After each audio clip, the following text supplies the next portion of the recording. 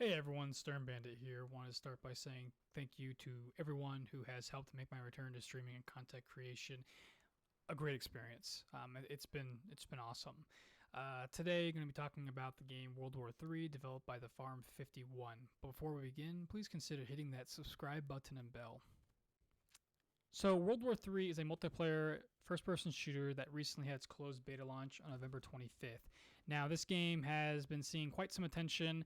I think largely because it's kind of seen as an alternative to Battlefield 2042, which came out November 19th. And as we know, 2042 has had a rocky release, to say the least. The reviews have not been very good for it, and especially from the Battlefield community, it definitely has faced some backlash. And some of that backlash is rightfully deserved, in my opinion, and that could be something for a later video that I may jump into concerning my time playing the 2042 beta and just seeing the final product. But that's not something I'm going to get into right now. That's possibly a later video. But back to World War III. Funny enough, this is actually not the first time that this game has released with a Battlefield title. This current version that we're seeing now is the second build of the game.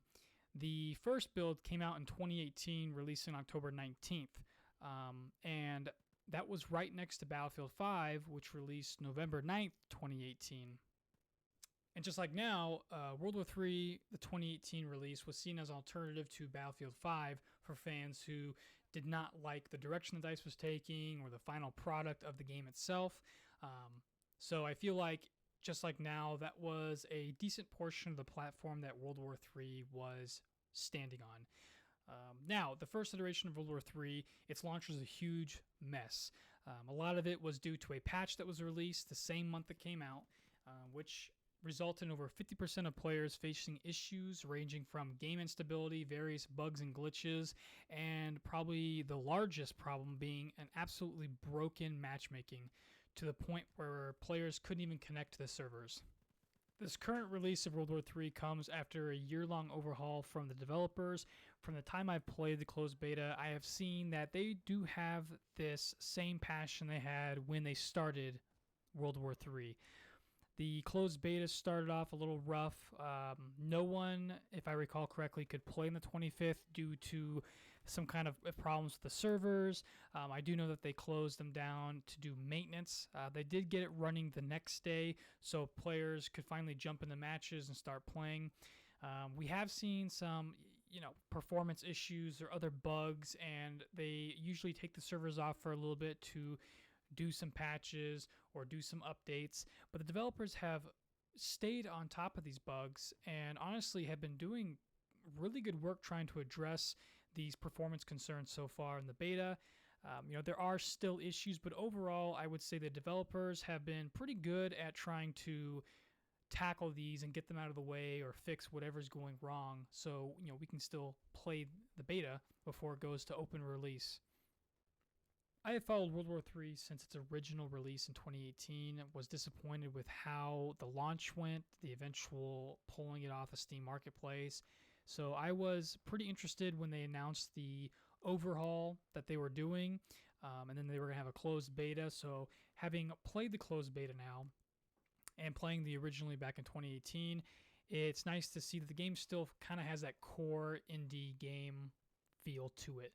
I think that's part of the appeal to this game as well, is that indie development to it. Graphics wise, playing this one, the graphics aren't stellar. I do feel like in the overhaul, the graphics are a little bit lower than they were before, but that's probably to help with performance. And given that they don't look terrible, and the size of the maps, the vehicles, and customization of weapons and gear for the player, just all the assets in this game, it's not a big deal. I think it's a good trade-off, and it doesn't look ugly. Now, the game doesn't run as smooth as it should, in my opinion, at least not yet. But as I said before, the developer has been putting out a number of updates, a number of patches to help address the performance issues and fix any glitches and bugs. So I think eventually we will get the game to a level performance that it should be at. currently World War III has 2 game modes: Team Deathmatch, which is straightforward, pretty much, and then Tactical Ops.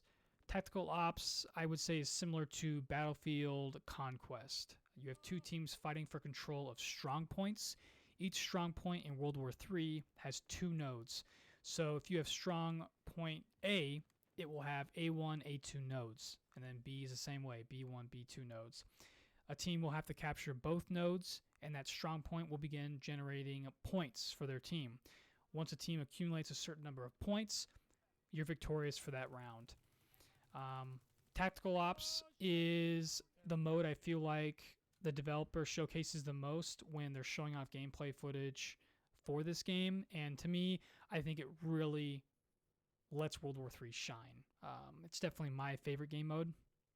Another area this game definitely shines in, I think is a big selling point, is the customization in this game. The customization for the character, the vehicles, the strike packages, which are like kill streaks, is just, it's really done well, in my opinion. As a player, you can customize the basics of your soldier, such as how he looks, what camouflage schemes, all the way to, is the armor he's using Kevlar or is it plates, the insignia patches, etc. Weapon-wise, you can choose different types of barrels. You can choose different types of stocks, fixed stocks, folding stocks. What kind of material do you want to use? All the way to weapon sights, grips, etc.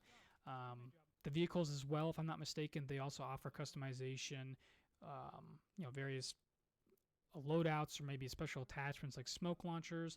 And then the strikes, as I said before, like kill streaks.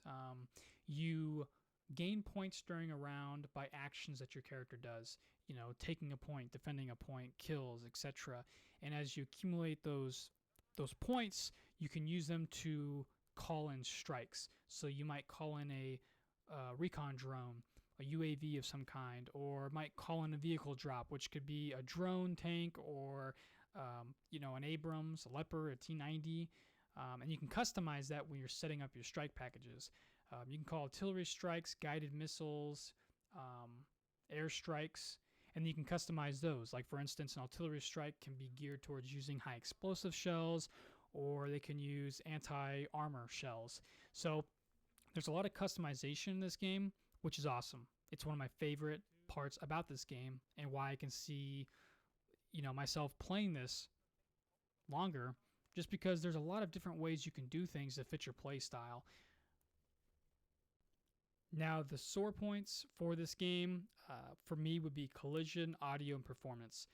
Collision just killed me sometimes, literally.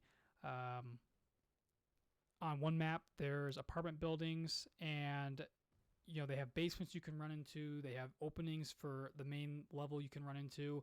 But the thing is, you can't always run into them. Sometimes there's a balcony that the collision for it is way lower than the balcony. Other times, the doorway, it's like running into a wall, and you have to go further to the left or right to go in the open door or the window when you shouldn't have to. It's just because the collision's off. So, if you're running from an APC or somebody shooting at you and you can't get in there, you die. So that needs to definitely be worked on, the collision for some of these maps. I think probably the next one, and probably the biggest for a lot of people, audio. I think the gunfire sounds need to be reworked, maybe even improved. Overall, the gunshots and the explosions, they sound muffled most of the time. I know a big one that people have talked about is footsteps are either super quiet or they're just not there.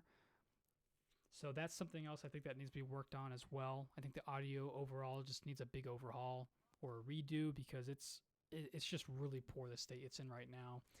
Performance-wise, the issues I was having was my FPS would drop when, it shouldn't be dropping. I have plenty of the right gear, I think, to be able to keep that up. And then the other issue for me was after I played a few rounds, it would search for the next match, look like it was loading in, and then it would just exit, go back to like an empty lobby, start searching again, just repeat. And to the point where I'd have to quit the game, reboot, and then search for a match again so I can get in and play. So that was another issue that needs to be worked on. I'm hoping it's done soon. But those were my main issues that the game just really kind of falls on. Overall, I think this game has a lot of potential to grow. I'm really excited to see the direction the creators go and the content that they're going to be able to put out with this. And I'm even more excited, honestly, to see the community growth for this game. To see if it either moves forward or it repeats what happened before. Hopefully, it's going to move forward, not die off to almost nothing. Currently, you can buy a closed battle pack to play the closed beta, or wait until it goes free to play, full release in March of 2022. So those are your options at this point. Let me know what you guys think in the comments section below, and if you haven't subscribed, please consider doing so. I plan on posting more content, which you can also catch on my Twitch channel, Sturm, and that will also include World War III content. Thanks again for watching, and I hope you have a great day.